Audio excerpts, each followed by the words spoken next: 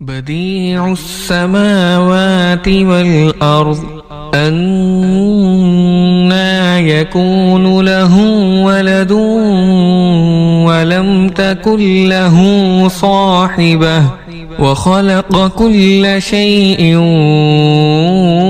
وهو بكل شيء عليم.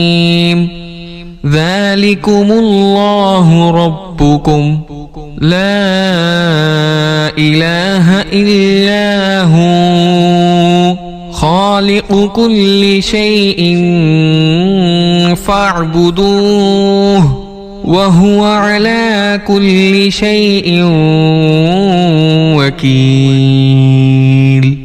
لا تدركه الأبصار وهو يدرك الأبصار وهو